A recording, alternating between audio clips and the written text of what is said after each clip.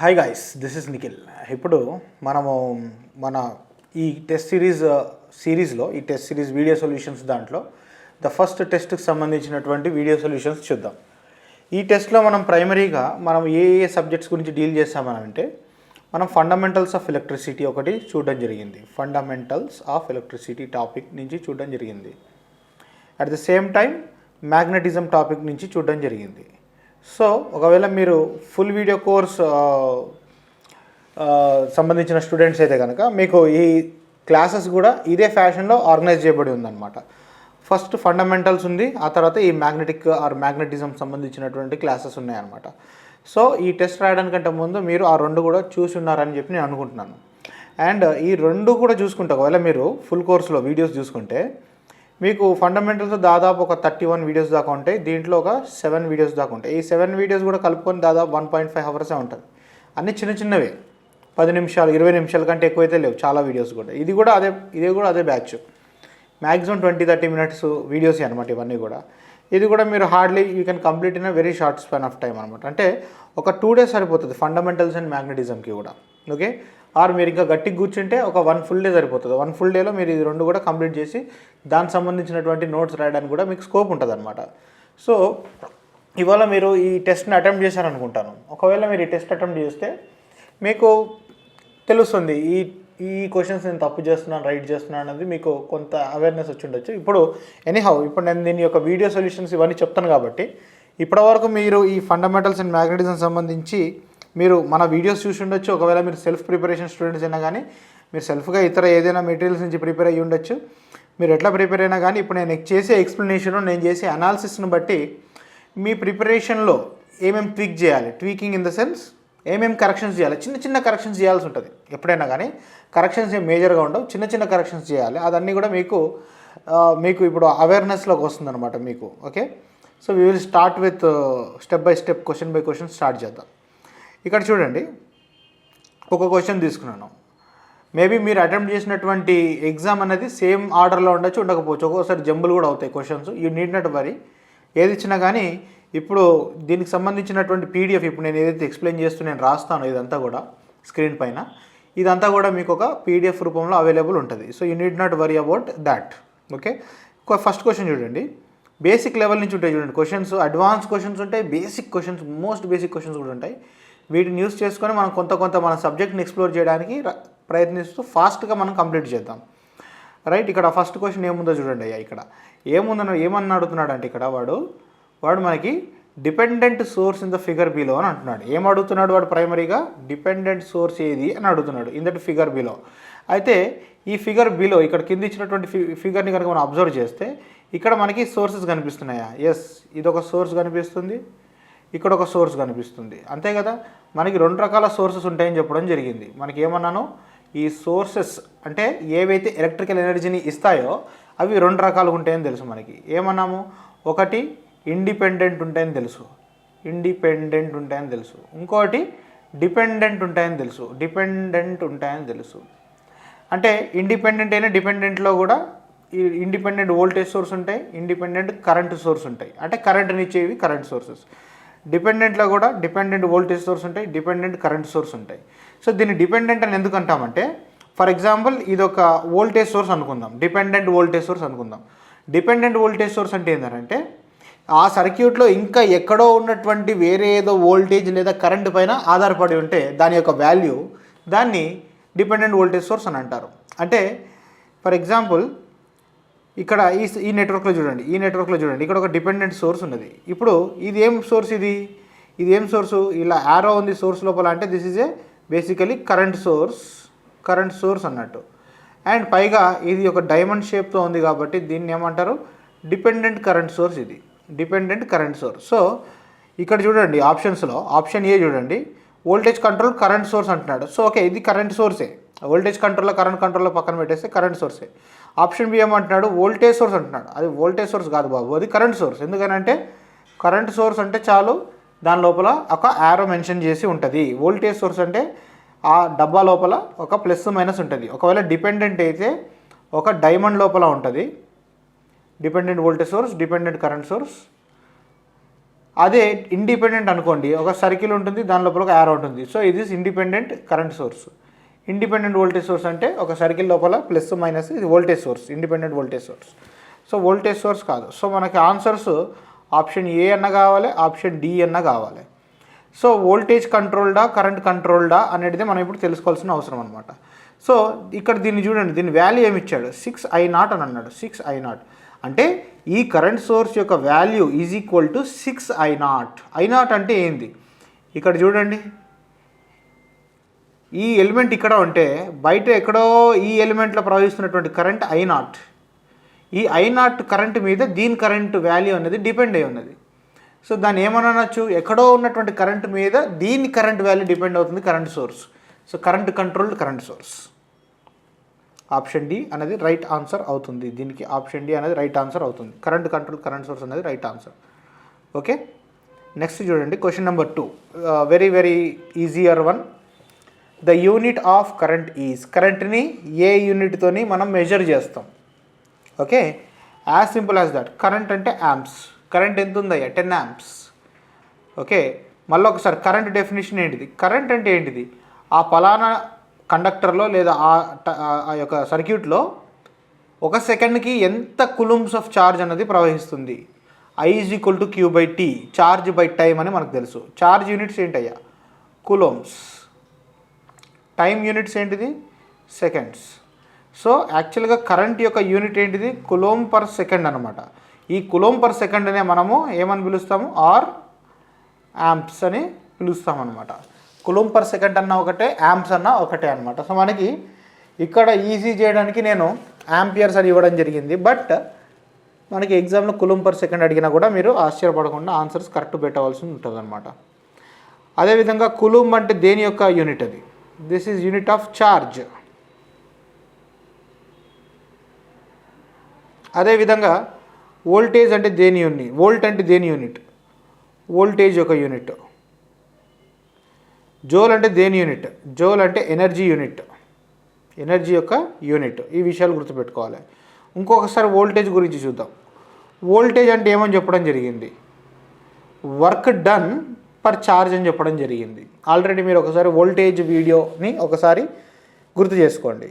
Work done per charge అంటే దీనిలో నేను ఏం చెప్పదలుచుకున్నానంటే, ఫర్ ఎగ్జాంపుల్ ఇక్కడ చూడండి, ఇదంతా ఒక స్పేస్ అండి, ఇది ఒక స్పేస్, సమ్ స్పేస్. నేను ఇక్కడ ఉన్నాను, నేను ఎక్కడ ఉన్నాను, ఇక్కడ ఉన్నాను. ఇక్కడెక్కడో ఒక పాజిటివ్ ఛార్జ్ ఉంది. ఓకే, ఈ స్పేస్లో ఇక్కడెక్కడో ఒక పాజిటివ్ ఛార్జ్ ఉంది.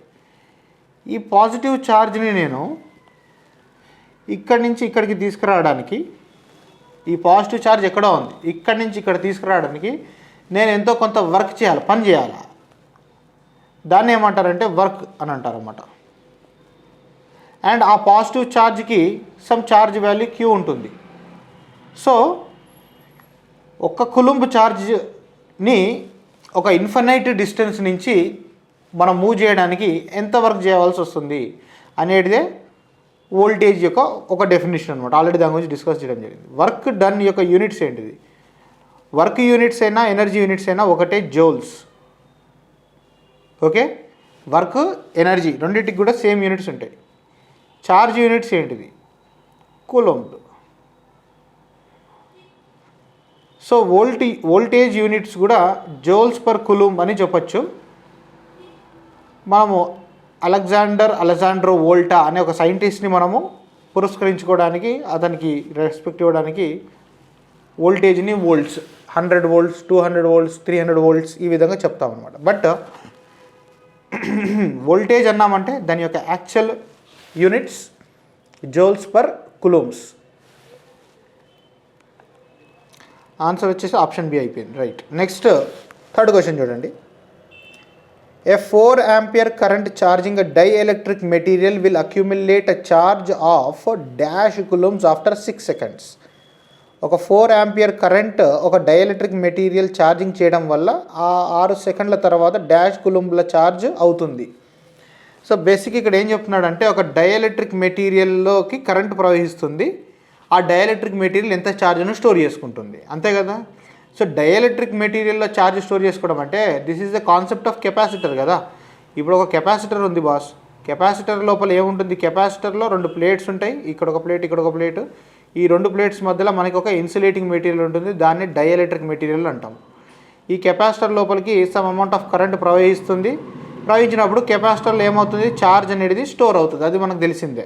ఓకే, సో ఈ కరెంట్ అంట ఎంత కరెంట్ అంటే ఇది I ఈజ్ ఈక్వల్ టు ఎంత చెప్పారు? 4 ఆంపియర్స్ ఆఫ్ కరెంట్ అని క్వశ్చన్లో చెప్పారు. 4 ఆంపియర్స్ ఆఫ్ కరెంట్ అంట. ఎంతసేపు ప్రవహిస్తుందంట? దీంట్ లోపల 6 సెకండ్స్ పాటు కరెంట్ అనేది వెళ్తుందనమాట. సో ఈ డైఎలక్ట్రిక్ లోపల 6 seconds, okay, 6 seconds 4 amperes current flow అయితే ఎంత ఛార్జ్ స్టోర్ అవుతుంది? ఆల్రెడీ మనం పైన చూసినాం, కరెంట్ అంటే ఏంది? Charge per time. సో ఇక్కడ నుంచి మనం ఛార్జ్ వాల్యూ కూడా బయటకు తీయచ్చు. Q is equal to I into T అయిపోతుంది కదా. సో కరెంట్ అంటే 4 ఇంటూ టైం ఎంత? 6. 4 ఇంటూ 6 24 ఏమైపోతుంది? 24 కూలూమ్స్ అయిపోతుంది ఛార్జ్. సో ఈ యొక్క కెపాసిటర్లో 4 ఆంపియర్స్ కరెంటు 6 సెకండ్స్ పాటు ఫ్లో అయితే 24 కూలూమ్స్ ఆఫ్ ఛార్జ్ అనేది స్టోర్ అవడం జరుగుతుంది అనమాట. ఆప్షన్ డి రైట్ ఆన్సర్ అవుతుంది దీనికి.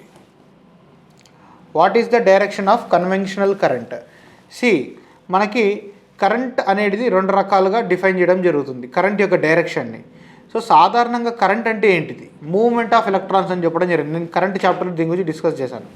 కరెంట్ అంటేనే ఎలక్ట్రాన్స్ యొక్క మూవ్మెంట్ని మనం కరెంట్ అని పిలవడం జరుగుతుందన్నమాట. అయితే ఈ ఎలక్ట్రాన్స్ ఏవైతే ఉన్నాయో ఏ డైరెక్షన్లో ఫ్లో అవుతాయి అంటే మళ్ళీ I will go back to that basics only. So ఇదొక కండక్టర్ అనుకుందామయ్యా, ఇదొక కండక్టింగ్ మెటీరియల్. ప్రతి కండక్టర్ లోపల పాజిటివ్ ఛార్జెస్ ఉంటాయి, నెగిటివ్ ఛార్జెస్ ఉంటాయని చెప్పడం జరిగింది. ఫర్ ఎగ్జాంపుల్ ఇవి నెగిటివ్ ఛార్జెస్ అనుకుందాం. ఏంటివి? నెగిటివ్ ఛార్జెస్ అంటే ఎలక్ట్రాన్స్ ఇవి. తర్వాత పాజిటివ్ ఛార్జెస్ కూడా ఉంటాయి, ఇవి పాజిటివ్ ఛార్జెస్ అనుకుంటాం, అంటే ప్రోటాన్స్ అన్నట్టు. ఇప్పుడు దీనికి నేను ఒక బ్యాటరీని కనెక్ట్ చేయడం జరిగింది. దేనికి? ఒక కండక్టర్కి బ్యాటరీని కనెక్ట్ చేయడం జరిగింది. బ్యాటరీ అంటే ఒక పాజిటివ్ ఉంటుంది, నెగిటివ్ ఉంటుంది. ఇక్కడ చూడండి, ఇవి ప్రోటాన్స్ పాజిటివ్, అదర్వైజ్ ఇది చూడండి, ఈ electrons negative, battery positive. Negative positive ఏమవుతాయి? అట్రాక్ట్ అవుతాయి. సో ఈ ఎలక్ట్రాన్స్ ఏం చేస్తాయంటే ఈ ఎలక్ట్రాన్స్ అన్నీ కూడా ఇట్లా ఈ విధంగా ప్రవహించడానికి ట్రై చేస్తుంది అనమాట.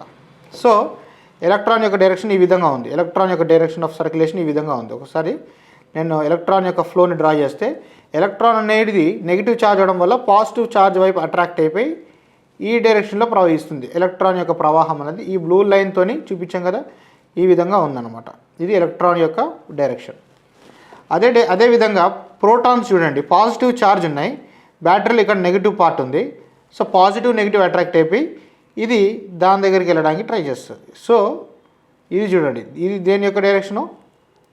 ఇది ప్రోటాన్స్ యొక్క డైరెక్షన్, పాజిటివ్ ఛార్జెస్ యొక్క మూవ్మెంట్ అనమాట. ఒకసారి ఈ బ్యాటరీని మాత్రమే చూడండి, ఈ బ్యాటరీ వరకు మాత్రమే చూస్తే ఈ బ్యాటరీ దగ్గర ఏ విధంగా ఉన్నది సిచ్యువేషను?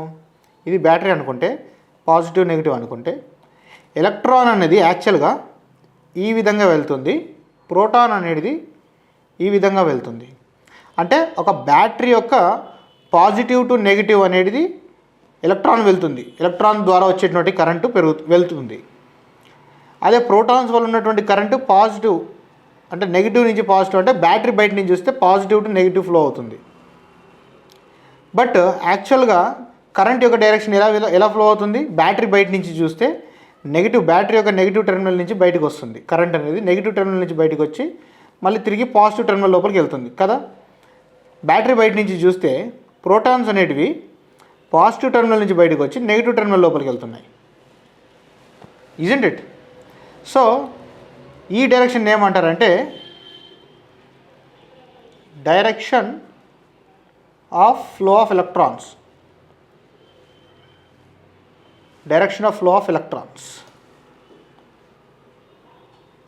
దీన్ని ఏమంటారంటే conventional direction of current అంటారన్నమాట.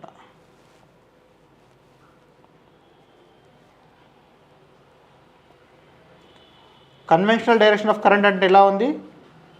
Battery యొక్క పాజిటివ్ టెర్మినల్ నుంచి కరెంట్ బయటికి వెళ్ళి నెగిటివ్ టెర్మినల్ లోపలికి ఎంటర్ అవ్వడం అనమాట. సో మనకి కరెంట్ అంటే ఏం తీసుకోవాలి? ఫ్లో ఆఫ్ ఎలక్ట్రాన్స్ తీసుకోవాలా, ఫ్లో ఆఫ్ ప్రోటాన్స్ తీసుకోవాలా?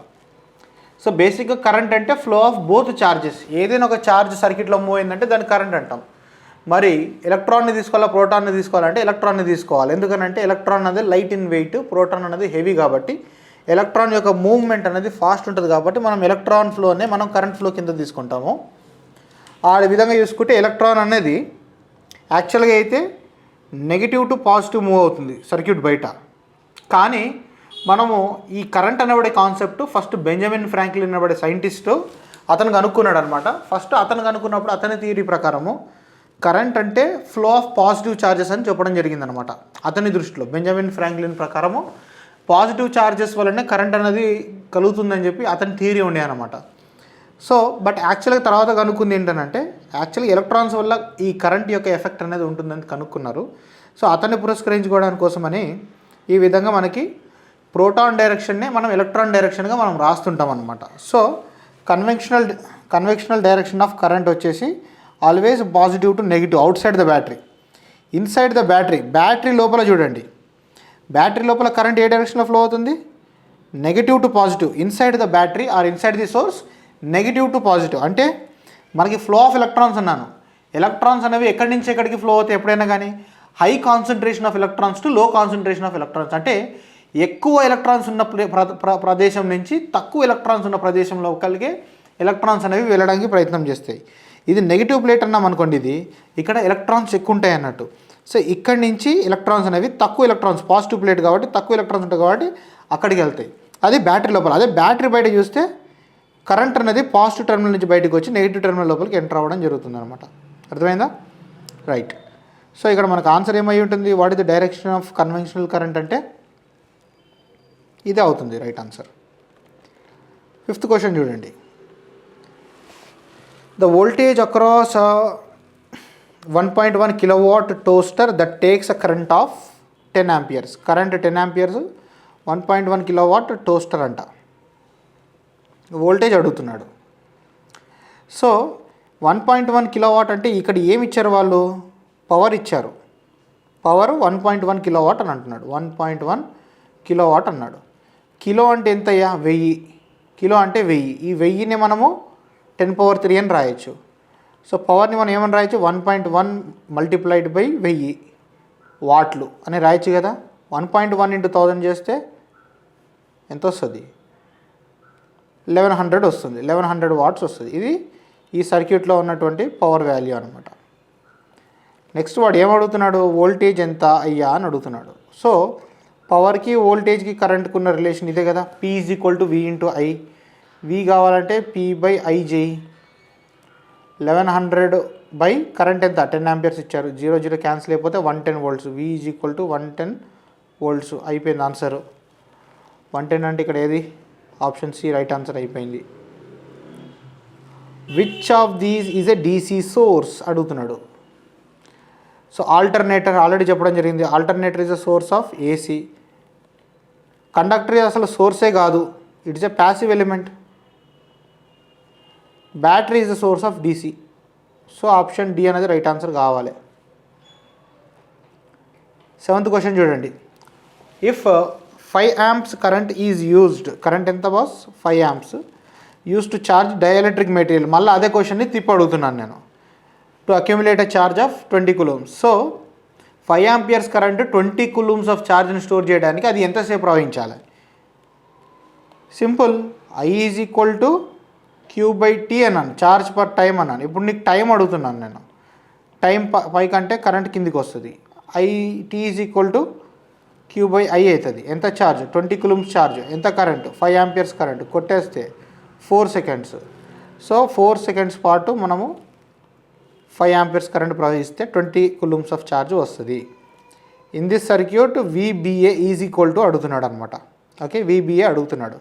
ఇక్కడ చూడండి, ఇక్కడ ఈ నెట్వర్క్ ఏ విధంగా ఉందో మళ్ళీ ఒకసారి నేను రీడ్రా చేస్తాను చూడండి. ఇక్కడ ఒక టెర్మినల్ ఉంది, పాజిటివ్ అన్నాడు. ఈ పాజిటివ్ టెర్మినల్కి ఈ విధంగా సమ్ ఎలిమెంట్ కనెక్ట్ చేయబడి ఉన్నది. ఇక్కడ ఒక నెగిటివ్ టెర్మినల్ ఉన్నది, ఈ విధంగా ఉన్నది. వీళ్ళు ఏమంటున్నారంటే ఈ పాజిటివ్ టెర్మినల్ని A అని అంటున్నారు, నెగిటివ్ టెర్మినల్ని B అంటున్నారు. ఎప్పుడైనా గుర్తుపెట్టుకోండి, పాజిటివ్ అనేది మనం ఒక టెర్మినల్కి ఇచ్చినామని అంటే అది హై వోల్టేజ్ అన్నట్టు, హై పొటెన్షియల్ అన్నట్టు. నెగిటివ్ అనేది మనం ఒక దానికి ఇచ్చినామనంటే అది లో పొటెన్షియల్ అన్నట్టు.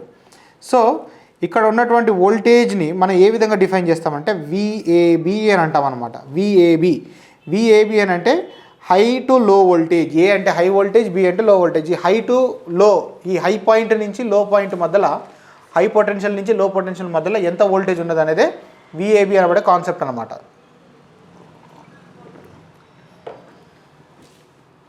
సో ఇక్కడ ఎంత ఇచ్చాడు, VAB is equal to 4 volts అన్నాడు. అంటే దాని మీనింగ్ ఏంటిది, విఏ అనేది బి కంటే 4 volts ఎక్కువగా ఉంది. ఆర్ సింపుల్గా చెప్పాలంటే VA minus VB is equal to 4 volts అని కూడా మనం చెప్పొచ్చు అనమాట. ఒకవేళ VAB is equal to 4 volts అని అంటే విబిఏ అంటే ఏమైపోతుందంటే -4 volts అయిపోతుంది. ఆప్షన్ ఏ అన్నది రైట్ ఆన్సర్ అయిపోతుంది. -4 volts అనేది రైట్ ఆన్సర్ అయిపోతుంది దీనికి. ఓకే, ఇక్కడ చూడండి, match list 1 with list 2, match the following ఇచ్చినాం. ఏసీ వోల్టేజ్ అడుగుతున్నాము. ఏసీ వోల్టేజ్ ఇది, డీసీ వోల్టేజ్ అని అడుగుతున్నాము. డీసీ వోల్టేజ్ అంటే ఇది. ఏసీ కరెంట్ని అడగడం జరుగుతుంది. ఇది ఏసీ కరెంట్. డీసీ కరెంట్ అడగడం జరుగుతుంది. ఇది డీసీ కరెంట్. సో ఏకి 2, బికి 4, సికి 3. సో ఇది రైట్ ఆన్సర్ అయిపోవాలి. ఓకే, ఇదేంటిది మళ్ళీ ఏం చెప్తున్నాడు సార్ అంటే ఆల్రెడీ ఇది మన చాప్టర్లోనే ఉన్నది. కరెంట్స్ అండ్ వోల్టేజెస్ చాప్టర్లో ఆ లెసన్స్లోనే చెప్పడం జరిగింది. ఆల్టర్నేటింగ్ కరెంట్ని మనం ఏ విధంగా రిప్రజెంట్ చేస్తామంటే ఒక స్మాల్ ఐతోనే రిప్రజెంట్ చేస్తాం అనమాట. బ్రాకెట్లో టీ పెడతాం. ఆల్టర్నేటింగ్ కరెంట్ అంటే టైం వేరియంట్ కరెంట్ కదా. అదేవిధంగా ఆల్టర్నేటింగ్ వోల్టేజ్ అంటే స్మాల్ వి బ్రాకెట్లో టీతోని మనము రిప్రజెంట్ చేయడం జరుగుతుంది. సో ఈ విధంగా ఒక కరెంట్ ఐ ఆఫ్ టీ అన్నామంటే అందులో ఏసీ కరెంట్, ఆ టైం వేరియంట్ కరెంట్ ఉందని దాని మీనింగ్ అనమాట. అండ్ ఏసీ జనరేటర్స్ని, ఏసీ వోల్టేజ్ జనరేట్ చేసే జనరేటర్స్ని సర్కిల్ లోపల ఈ విధంగా ఒక సైన్ వేవ్తోనే రిప్రజెంట్ చేయడం జరుగుతుంది అనమాట. అదేవిధంగా డీసీ వోల్టేజ్ని జనరేట్ చేయడానికి మనం సాధారణంగా బ్యాటరీస్ని వాడతాం అనమాట. అండ్ డీసీ కరెంట్స్ని మనము క్యాపిటల్ ఐతోనే రిప్రజెంట్ చేస్తాము.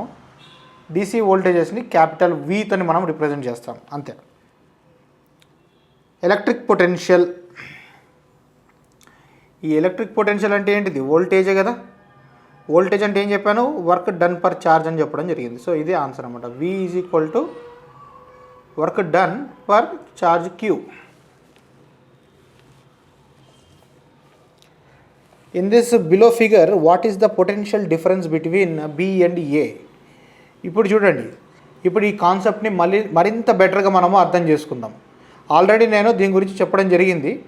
ఒకవేళ మీరు ఆల్రెడీ క్లాస్ ఉంటే మీకు టచ్ అయిపోతారు. ఒకవేళ మీరు మన స్టూడెంట్ కాకుండా మీరు సొంతంగా చదువుకుని ఈ కాన్సెప్ట్ మీరు అర్థం చేసుకోవడానికి కొంచెం ఇబ్బంది అయి ఉంటుంది.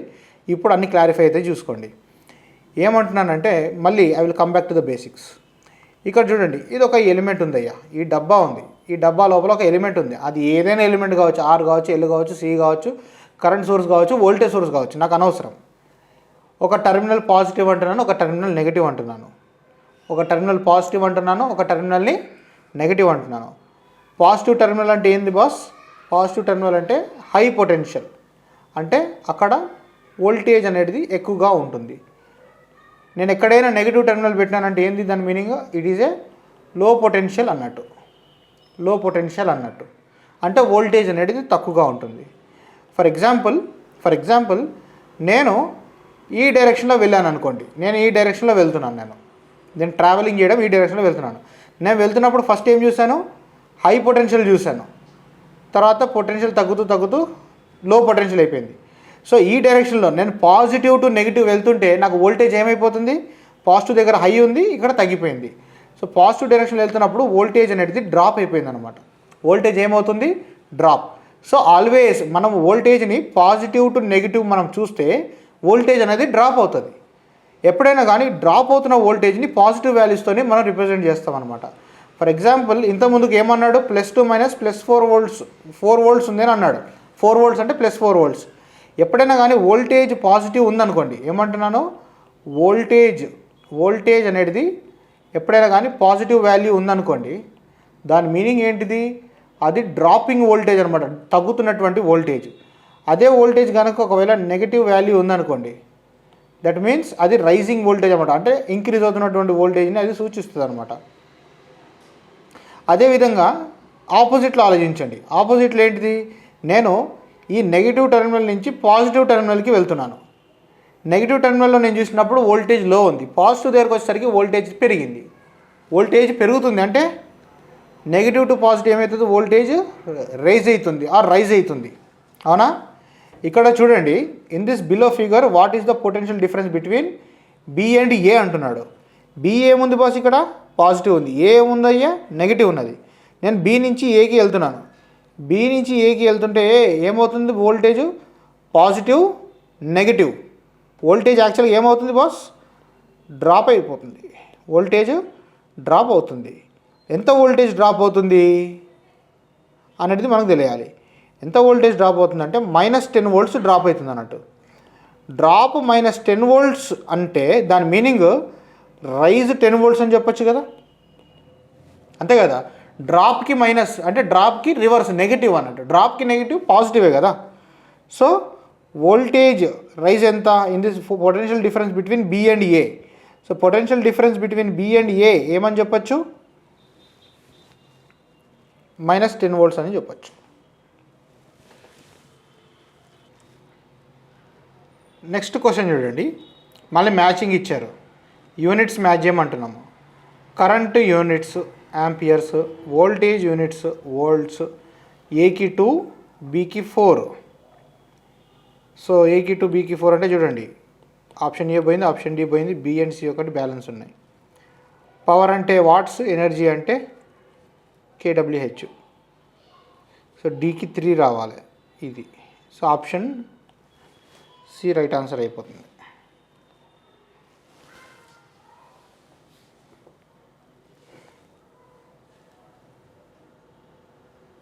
One unit of electrical energy is, ఇది is also direct bit. 1 unit of electrical energy అంటే 1 kWh. మనము ఇంట్లో మన కరెంట్ బిల్ వస్తుంది కదా, ఎన్ని యూనిట్లు అనేది, 1 యూనిట్ అంటే 1 kWh. అంటే 1 hour 1 kWh అంటే 1 kilowatt కలిగినటువంటి లోడ్, 1 kilowatt పవర్ రేటింగ్ కలిగినటువంటి లోడ్. సాధారణంగా 1 kilowatt అంటే మన ఇంట్లో చూడడానికి ఏం దొరుకుతుంది, ఏసీస్ కూడా 1 kilowatt ఉంటాయి, హీటర్స్ ఉంటాయి, రైస్ కుక్కర్స్ ఉంటాయి. ఈ హీటింగ్ లోడ్స్ అన్నీ కూడా 1 kilowatt ఉంటాయి సాధారణంగా స్టాండర్డ్గా. ఈ వీటిని మనము ఒక 1 hour పాటు నాన్ స్టాప్గా యూసేజ్లో పెడితే ఎన్ని యూనిట్స్ తిరుగుతాయి అనేటిదే 1 kWh. బేసిక్గా 1 యూనిట్ తిరుగుతుంది అనమాట. ఒక 1 kWh కలిగినటువంటి లోడ్ని 1 hour తిప్పితే ఒక 1 యూనిట్ కాలుతుంది మనకి, మీటర్లో ఒక 1 యూనిట్ తిరుగుతుంది అనమాట. సో దాన్ని ఒక యూనిట్ అంటారనమాట. So 1 kWh. కిలోవాట్ అంటే యూనిట్ ఆఫ్ పవర్, హవర్ అంటే యూనిట్ ఆఫ్ టైం, ఎనర్జీ అంటే power into time. So energy యొక్క యూనిట్స్ని వాట్ హవర్ అని కూడా అంటారన్నమాట, కిలోవాట్ హవర్ కూడా అనవచ్చు. Which of the following formulas are correct? P is equal to V into I correct ఫార్ములానే. A is equal to Q/T. A అంటే current. So ఒక్కొక్కసారి క్వశ్చన్స్లో మనకి I అనే కాదు, సమ్టైమ్స్ ఏ అని కూడా ఇవ్వచ్చు. So I is equal to Q/T. A అంటే యాంపియర్స్ కాబట్టి అట్లా ఇచ్చాడు అనమాట, అంతే. ఈ రెండు కరెక్టే. I is equal to P/V అంటున్నాడు. ఇంకోటి ఏమంటున్నాడు, I is equal to P/V. ఇది కూడా కరెక్టే. ఇప్పుడు ఇదే ఫార్ములా చూడండి, దీంట్లో I కావాలి అంటే వీని కిందికి పంపించేయాలి కదా, P/V అయిపోతుంది, same formula. All of the above, option D right answer అయిపోతుంది. నెక్స్ట్ క్వశ్చన్ చూడండి. The rating of bulb is 200 volts, 4 watts. How much current does it takes? Bulb యొక్క power rating, voltage rating, power rating రెండు ఇవ్వడం జరిగింది. ఇది power rating అయ్యా. Power rating ఎంత? 4 watts అన్నాడు. వోల్టేజ్ రేటింగ్ ఎంత? 200 volts అన్నాడు. ఎంత కరెంట్ తీసుకుంటుంది? ఇప్పుడే మనం డిస్కస్ చేయడం జరిగింది. P is equal to V into I అన్నాను. I అంటే P/V చేయాలన్నాను. పవర్ 4 watts అట, వోల్టేజ్ 200 volts. ఓకే, సో 200లో పోతుంది, 2 2s పోతుంది, 2/100 అవుతుంది. That is equal to 0.02 amperes వస్తుంది. Answer option C. 1 HP is equal to 746 watts. ఇది స్టాండర్డ్, గుర్తుపెట్టుకోవాలి. ఇది బ్రిటిష్ హార్స్ పవర్ అయితే, ఇది బ్రిటిష్ వాల్యూ అయితే, ఇంకొకటి మెట్రిక్ అని ఉంటుంది, మెట్రిక్ హార్స్ పవర్ అని కూడా అంటారు, మెట్రిక్ హెచ్పి. ఈ British horse power or BHP అని అంటారు, బీహెచ్పి. మెట్రిక్ హెచ్పి అంటే 1 HP is equal to 735.5 watts అంటాం.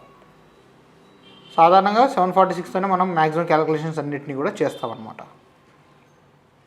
SI unit of power. Power అంటే ఏంటిది? పవర్ అంటే ఎనర్జీ బై టైం అని చెప్పచ్చు కదా. ఇందాక ఏమన్నాను, energy is equal to power into time అన్నానంటే, పవర్ కావాలంటే ఎనర్జీ బై టైం అనొచ్చు. ఎనర్జీ యొక్క యూనిట్స్ ఏంటిది ఆల్రెడీ జౌల్స్ అని చెప్పడం జరిగింది. టైం యూనిట్స్ ఎస్ఐ యూనిట్లో s, joules per second. Option B అనేది రైట్ ఆన్సర్ అయిపోతుంది. When 250 volts applied to electric heater, it takes 2 amperes current, then the wattage is 250 volts. ఇక్కడ చూడండి, డైరెక్ట్ సీదా డేటా ఇచ్చేసిండు. వి ఎంత 250 volts అన్నాడు, ఐ ఎంత 2 amperes అన్నాడు. వాటేజ్ అంటే ఏందయ్యా? పవరే కదా. పవర్ అంటే వి ఇంటూ ఐ అని ఆల్రెడీ ఇప్పటిదాకా చదువుతూ వచ్చాం కదా. వోల్టేజ్ ఎంత 250, కరెంట్ ఎంత 2 amperes, 500 వాట్స్. ఈ 500 వాట్స్ని 0.5 కిలోవాట్ అని కూడా రాయొచ్చు కదా. ఎందుకంటే 1000 వాట్స్ని 1 కిలోవాట్ అన్నామంటే 500 వాట్స్ అంటే సగం, 0.5 కిలోవాట్ అని రాయొచ్చు కదా. ఆన్సర్ ఏంది? C.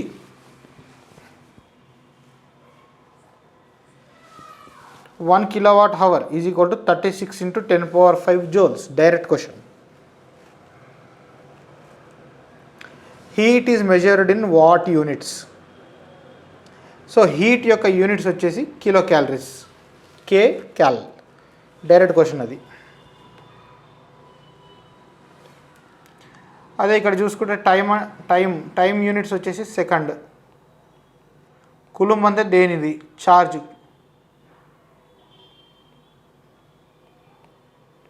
Watts power. Which of these is a AC voltage source అని అంటున్నాడు. ఏసీ వోల్టేజ్ని మనకి ప్రొవైడ్ చేసేది ఏంటిది? ఇక్కడ చూడండి, alternator is the AC voltage source.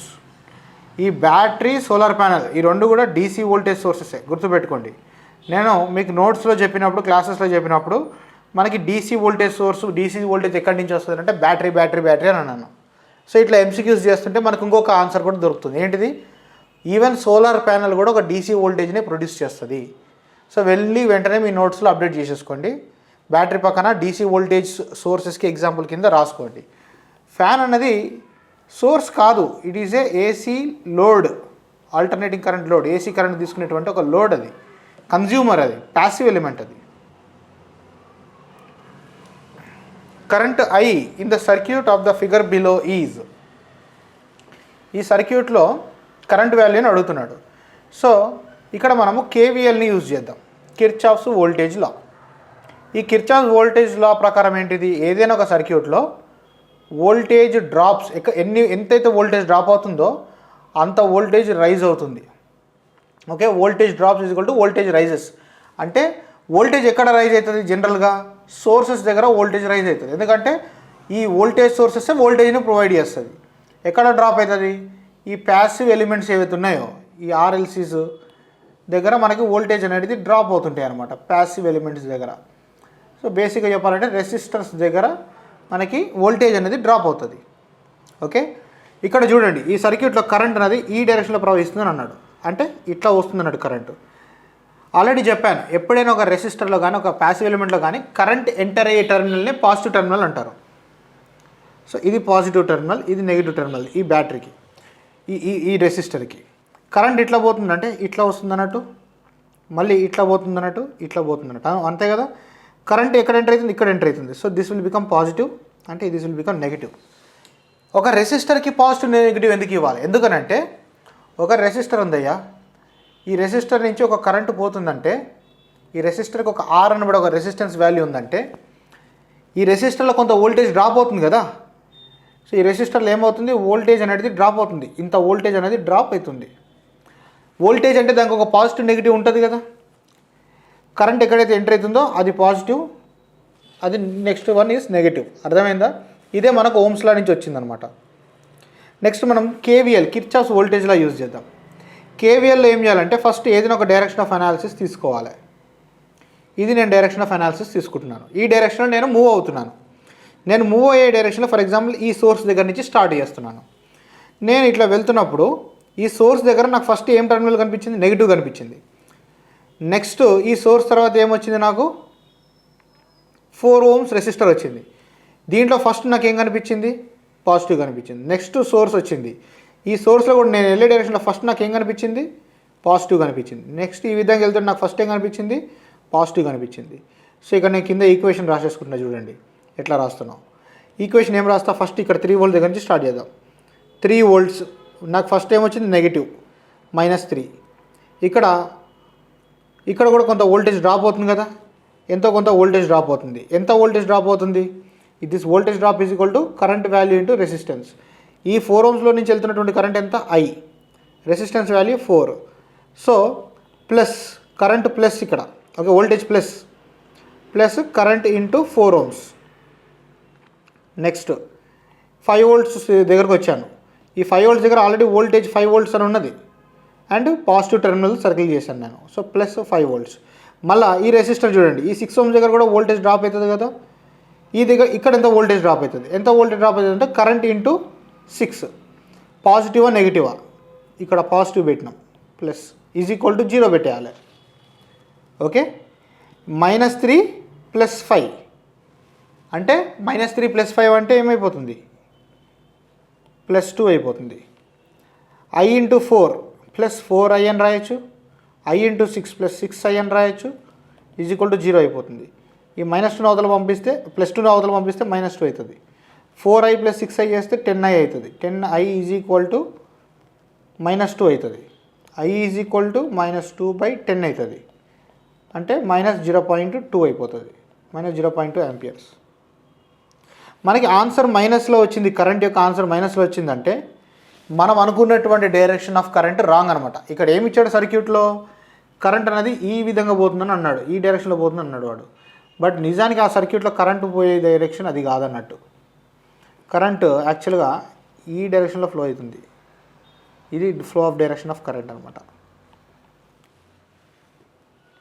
The current in the figure below is, ఈ కరెంట్ని అడుగుతున్నాడు బేసిక్గా. ఇక్కడ చూస్తే ఇక్కడ ఒక నోడ్ కనిపిస్తుంది. ఇక్కడ మనం ఏం చేయొచ్చు? కేసీఎల్ అప్లై చేయొచ్చు, Kirchhoff's current law. Kirchhoff's current law అంటే ఏంటిది? Incoming currents at a node is equal to outgoing currents. ఆల్రెడీ మాకు తెలుసు, ఏదైనా ఒక నోడ్ దగ్గర ఏదైతే కరెంట్ ఇన్కమింగ్ వస్తుందో సేమ్ అమౌంట్ ఆఫ్ కరెంట్ అవుట్ గోయింగ్లోకి వెళ్ళిపోతుంది. ఇక్కడ ఏమేమి ఇన్కమింగ్ ఉంది చూడండి. ఇక్కడ ఈ 2 amperes ఇన్కమింగ్ ఉంది, 4 amperes ఇన్కమింగ్ ఉంది. సో ఇన్కమింగ్ అనేది 2 + 4. అవుట్ గోయింగ్ ఏముంది? 10 amperes బయటికి పోతుంది ఈ నోడ్ నుంచి బయటికి పోతుంది. ఇది I0 కూడా బయటికి పోతుంది. సో I0 + 10 amperes అయిపోతుంది కదా. మ్యాథమెటిక్స్ యూజ్ చేయండి. I0 ఈజ్ ఈక్వల్ టు +10 అవతల పంపిస్తే -10 అవుతుంది. 2 + 4 6 అయిపోతుంది. 6 - 10 చేస్తే -4 అయిపోతుంది. -4 amperes అన్నట్టు. ఏంటిది? I0 -4 amperes వచ్చిందని అంటే దాని మీనింగ్ ఏంటిది? యాక్చువల్గా I0 అనేది 4 amperes ఈ డైరెక్షన్లో పోతుందని దాని మీనింగ్ అనమాట.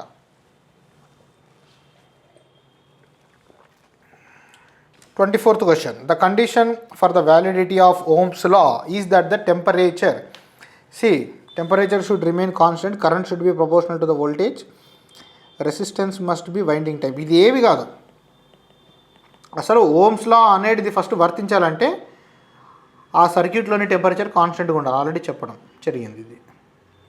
Which of the following materials possess the least specific resistance? Specific resistance అంటే రో. దీన్నే ఏమంటామని చెప్పాను? రెసిస్టివిటీ అంటారు. రెసిస్టివిటీ అన్నా స్పెసిఫిక్ రెసిస్టెన్స్ అన్నా ఒకటే.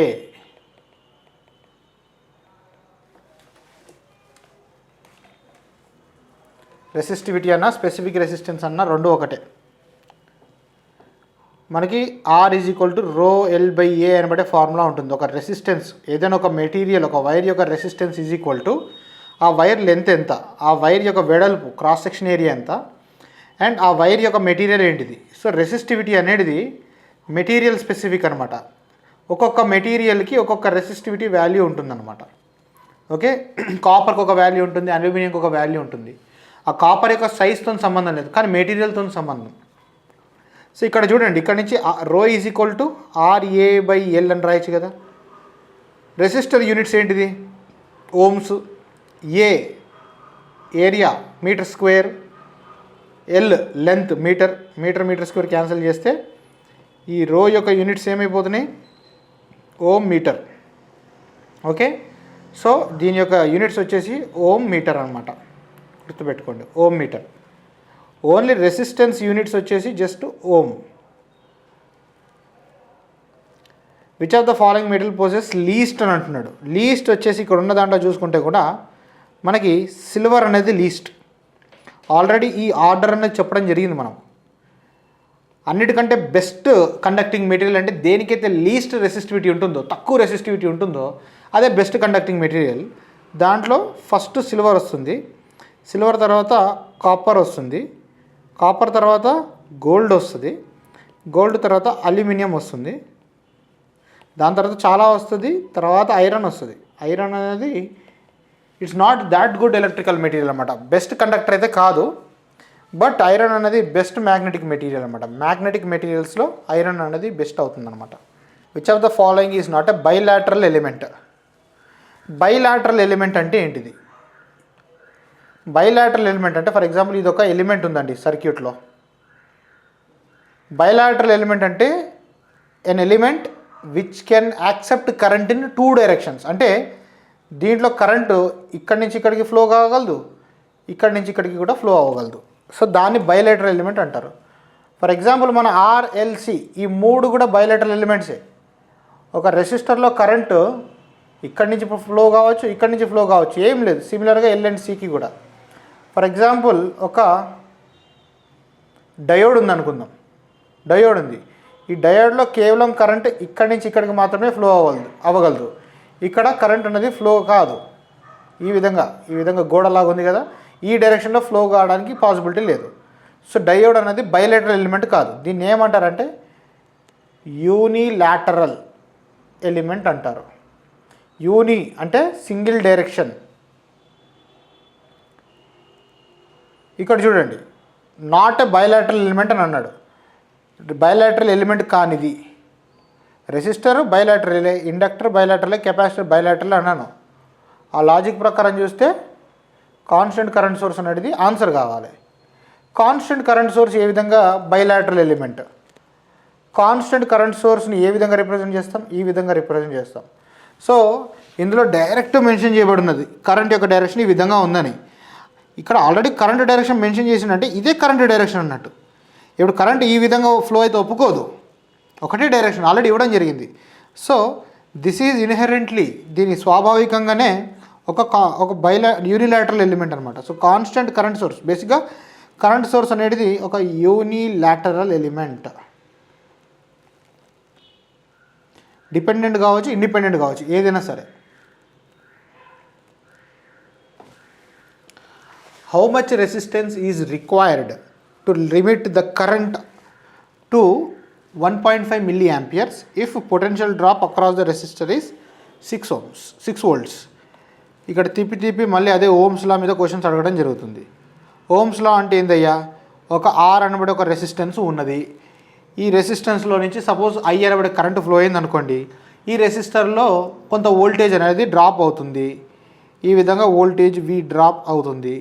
ఈ డ్రాప్ అయినటువంటి voltage value is equal to that current into resistance value R. ఇక్కడ చూసుకుంటే వోల్టేజ్ డ్రాప్ 6 volts అని ఇవ్వడం జరిగింది. V is equal to 6 volts అన్నాడు. కరెంట్ అనేది 1.5 milliamperes అన్నాడు. సో ఆర్ ఎంత అని అడుగుతున్నాడు. V is equal to I into R అన్నప్పుడు ఆర్ ఈజ్ ఈక్వల్ టు ఏమైపోతుంది? V బై I అయిపోతుంది కదా. Voltage 6, current 1.5 milliamperes.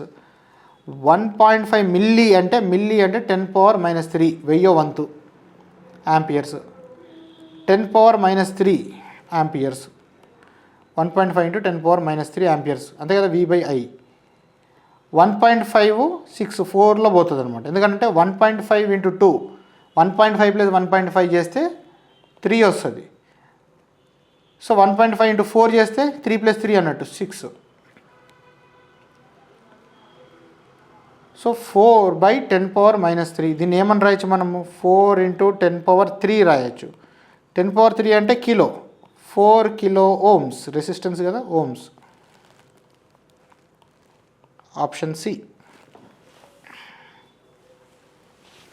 The unit of conductivity is, ఇది వచ్చేసి TSSPDCL సబ్ ఇంజనీర్ 2016 ఎగ్జామ్లో అడగడం జరిగింది, దాని నుంచి తీసుకోవడం జరిగింది ఈ యొక్క క్వశ్చన్ని.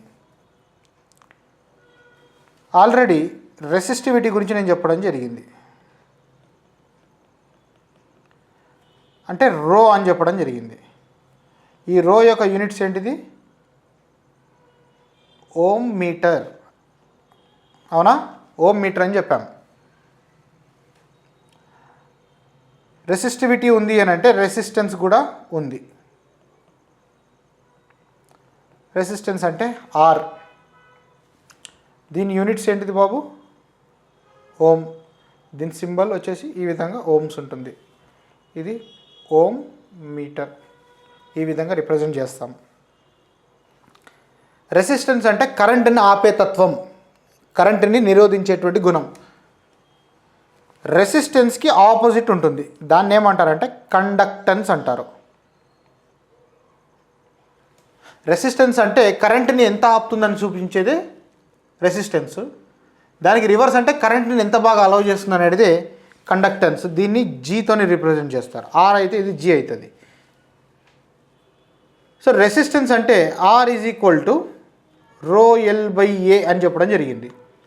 అంటే ఒక మెటీరియల్ యొక్క రెసిస్టెన్స్ అనేది దాని లెంత్ ఎంత ఉంది, దాని వెడల్పు ఎంత ఉంది, అది ఏ మెటీరియల్తో తయారు చేయబడి ఉన్నది అనేటువంటి ఎలిమెంట్స్ పైన డిపెండ్ అయి ఉంటుంది. ఓకే, అదేవిధంగా కండక్టెన్స్ కూడా సేమ్ రెసిస్టెన్స్ లాంటిదే. So G is equal to 1/R అంటారు, రివర్స్ కాబట్టి ఏదైనా ఒక దానికి రివర్స్ అంటే దాన్ని 1/లో రాస్తాం మ్యాథమెటిక్స్లో. So G is equal to 1/R.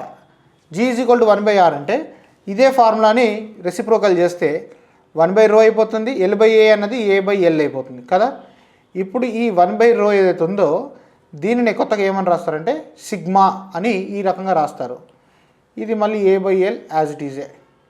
Okay, sigma A/L అంటారు.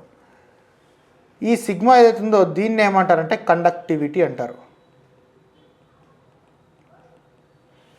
రో రెసిస్టివిటీ అయితే ఇది కండక్టివిటీ. సింపుల్గా చెప్పాలంటే rho is equal to 1/σ or sigma is equal to 1/ρ. Conductance is equal to 1/రెసిస్టెన్స్, కండక్టివిటీ ఈజ్ ఈక్వల్ టు 1/రెసిస్టివిటీ. ఓకే, సో ఇక్కడ మనకి ఏమొచ్చింది formula G is equal to sigma A/L. అదే కదా మనకి ఇక్కడ తెలిసింది. ఇక్కడ నుంచి sigma is equal to GL/A. ఇప్పుడు రెసిస్టెన్స్ని ఓమ్ అన్నాం కదా, కండక్టెన్స్ అంటే ఏమన్నాను ఓమ్కి అంటే రెసిస్టెన్స్కి రివర్స్ అన్నాను. సో ఈ కండక్టెన్స్ యొక్క యూనిట్స్ని ఏమంటారంటే OHM ఓమ్, MHO మో. ఇది చూడండి రివర్స్లో రాసిన అంతే. దీన్ని ఈ విధంగా చూపిస్తే కండక్టెన్స్ జీని ఈ విధంగా సూచిస్తామన్నమాట. ఇవి యూనిట్స్ అనమాట, దేనికి కండక్టెన్స్ యూనిట్స్ అనమాట. అర్థమైందా? So G is equal to mho, length అంటే మీటర్స్, ఏరియా అంటే మీటర్ స్క్వేర్. ఇది రెండు క్యాన్సిల్ చేసేస్తే మనకి ఏమొస్తుంది, దీనికి మో పర్ మీటర్ వస్తుంది answer. So option A mho per metre వచ్చేస్తుంది ఆన్సర్ అనమాట. సో రెసిస్టివిటీకి ఓమ్ మీటర్, కండక్టివిటీకి mho per metre reverse. Next 29th question. 2 resistors of 3 ohms, 5 ohms in parallel are connected to a DC supply of 15 volts. If 3 ohms resistor is short circuited, then theoretically the supply current is. చూడండి, స్లోగా మనం basics నుంచి start చేసి కొంచెం advance లెవెల్లోకి enter అవుతున్నాం. ఇక్కడ 2 resistors ఇచ్చారయ్యా మనకి. 2 రెసిస్టర్స్ని పెట్టుకుందాం. ఇదొక రెసిస్టర్, ఇదొక రెసిస్టర్. ఓకే, వాడు ఏమన్నాడు, ఒకటి 3 ohms అంట, ఒకటి 5 ohms అంట. అండ్ ఈ రెండింటిని ప్యారలల్లో కనెక్ట్ చేయడం జరిగింది. ఇగో ప్యారలల్ కనెక్షనే కదా. ప్యారలల్ కనెక్షన్ అంటే ఏంది, ప్రతి ఎలిమెంట్కి ఒక స్టార్టింగ్ ఎండ్ ఉంటుంది, ఫినిషింగ్ ఎండ్ ఉంటుంది. స్టార్టింగ్ ఎండ్ ఉంటుంది, సో స్టార్టింగ్ని ఫినిషింగ్కి కనెక్ట్ చేస్తే దాన్ని ప్యారలల్ అంటారు. అండ్ ఈ మొత్తాన్ని కూడా ఏమన్నాడు, ఒక 15 volt సప్లైకి కనెక్ట్ చేయడం జరిగిందంట. అదే వాడు చెప్పింది. If 3 ohm resistor is short circuited, అంటే ఈ 3 ohm రెసిస్టర్ని నేను షార్ట్ సర్క్యూట్ చేస్తున్నాను. అంటే ఇదే కదా షార్ట్ సర్క్యూట్ అంటే ఏంటిది, 0 రెసిస్టెన్స్ కలిగినటువంటి ఒక వైర్ని తీసుకొచ్చి దానికి అక్రాస్గా పెట్టేస్తే షార్ట్ సర్క్యూట్ చేయడం అని అంటారన్నమాట. బైపాస్ చేయడం, షార్ట్ సర్క్యూట్ అన్నా బైపాస్ అన్నా ఒకటే. ఇప్పుడు ఈ రెడ్ కలర్ లైన్తో నేను డ్రా చేసినటువంటి వైర్ ఏదైతే ఉందో దీన్ని నేను ఏమని పిలుస్తున్నాను, షార్ట్ సర్క్యూట్ అని అంటున్నాను. షార్ట్ సర్క్యూట్ అంటే ఏంటిది, షార్ట్ సర్క్యూట్ అంటే it is a wire with resistance R is equal to 0. 0 resistance కలిగినటువంటి వైర్నే మనం ఏమంటాము, షార్ట్ సర్క్యూట్ అని అంటాం అనమాట. సో కరెంట్ యొక్క నేచర్ ప్రకారము కరెంటు ఎక్కడైతే తక్కువ రెసిస్టెన్స్ ఉంటుందో అక్కడికి మాత్రమే వెళ్తుంది. సో ఈ 15 ohms నుంచి కరెంట్ వస్తుంది మెయిన్ కరెంటు. ఇక్కడికి వచ్చే వరకల్లా చూడండి, ఈ కరెంట్ అనేది ఎక్కడికి వెళ్ళాలనో ఆలోచిస్తుంది. ఇప్పుడు ఇక్కడికి వెళ్తే 5 ohms ఉంది, ఇక్కడికి వెళ్ళింది అనుకోండి, ఇక్కడ నుంచి డైరెక్ట్ 3 ohms నుంచి వెళ్ళిపోవచ్చు. ఇక్కడ 3 ohms నుంచి పోవాల్సిన అవసరం లేదు, షార్ట్ సర్క్యూట్ ద్వారా బైపాస్ చేసేయచ్చు. సో 5 ohms దగ్గర అది ఎందుకు వెళ్తుంది, ఇక్కడి నుంచే బైపాస్ చేస్తుంది. ఓకే, సో అలా కనుక జరిగింది అనుకోండి, కరెంట్ అనేది 5 ohms నుంచి పోదు, 3 ohms నుంచి పోదు, డైరెక్ట్గా ఇక్కడి నుంచి బైపాస్ చేసేస్తుంది అది. సో ఓవరాల్గా ఈ సోర్స్ నుంచి చూస్తే మాత్రము ఈ సోర్స్ రిలీజ్ చేసినటువంటి కరెంట్ ఎంత రెసిస్టెన్స్ని ఎదుర్కొంటుంది, 0 రెసిస్టెన్స్ని ఎదుర్కొంటుంది, ఎందుకంటే షార్ట్ సర్క్యూట్ ఉండడం వల్ల. So I is equal to V/R అంటాం. ఈ సోర్స్ యొక్క వోల్టేజ్ వాల్యూ ఎంత, 15 volts. ఈ సోర్స్ చూస్తుంటే ఎంత రెసిస్టెన్స్ కనిపిస్తుంది, 0 కనిపిస్తుంది. నిజానికి అక్కడ 3 ohms 5 ohms ఉన్నా కూడా ఈ 3కి 5కి ప్యారలల్గా షార్ట్ సర్క్యూట్ని పెట్టినాం. కరెంట్ ఇంకా 3, 5 నుంచి ఎందుకు వెళ్తుంది, షార్ట్ సర్క్యూట్ నుంచి షార్ట్ కట్లో వెళ్ళిపోద్ది, కరెంట్ 0 అయిపోయింది, రెసిస్టెన్స్ 0 అయిపోయింది. అంటే anything by 0 is equal to infinite amperes. అంటే కరెంట్ అనేది రైజ్ అయిపోతూ ఉంటుందన్నమాట. ఆల్రెడీ దీని గురించి డీటెయిల్గా మనం రెసిస్టెన్స్లో డిస్కస్ చేసినాం. 30th question, A DC voltage source of 30 volts has an internal resistance of 2 ohms అంట. ఓకే, సో బేసిక్గా వీడు చెప్పేది ఏంటిది, ఇది ప్రాక్టికల్